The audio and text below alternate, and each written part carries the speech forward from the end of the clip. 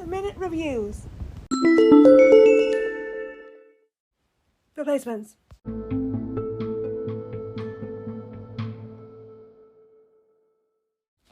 Replacements is set after the events of Cut and Run.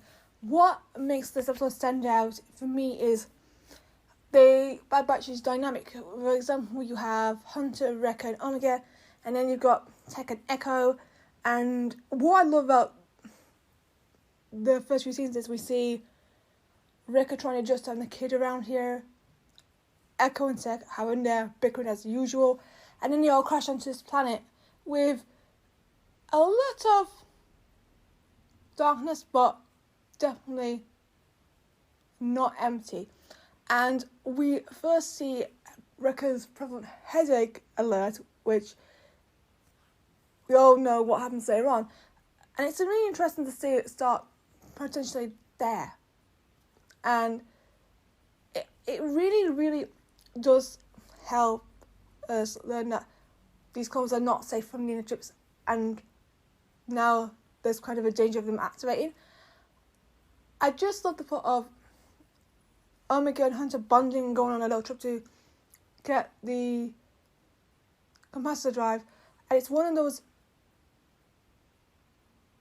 moments where they talk about Crosshair and also Omega wandering off to get the spare capacitor when Hunter's not out. It's one of those heroic moments where she not only does it successfully, but does it without harming the Order Moon Dragon, which is one of those moments where you see her shine. And I feel like when you see Omega shine, you know there's potential with her, and that's what I love about her. She's trying to earn a place in the squad, and she's done that by having them get off this room. Also in this episode, there's also the Crosshair situation, which I personally love. You feel bad for Crosshair because, yes, he's done the wrong thing. Yes, he's on the side of the Empire. But you start to see him have issues with the Rex once again. The elite... Well, not the Rex. The elite squad, which are conscriptors. He ends up hearing something that he heard a few... In the Bad Batch, of course, when he talks to the Rex, he gets a bit of a reverse situation where they talk to him. And what I love is the fact that he knows what he needs to be done, which we saw in, of course, the first episode, and he's not hesitant to eliminate his soldiers that disobey, and that's a really crucial, important moment.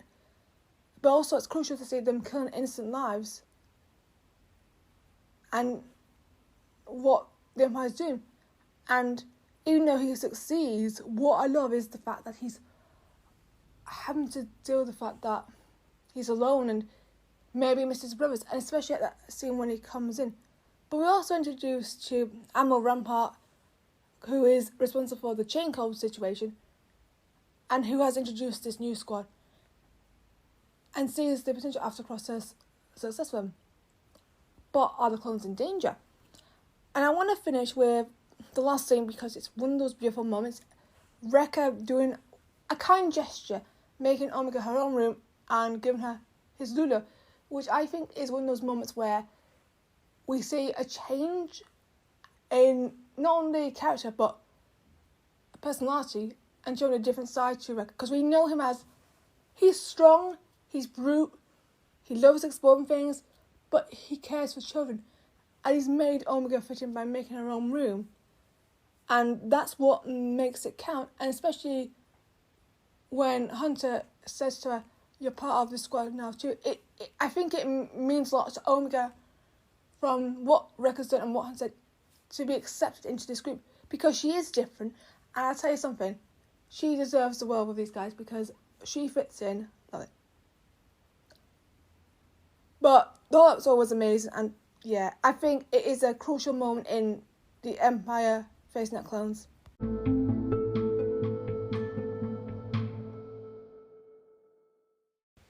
I hope you enjoyed this 5-minute review. Please subscribe to the channel and I'll see you next time. Bye!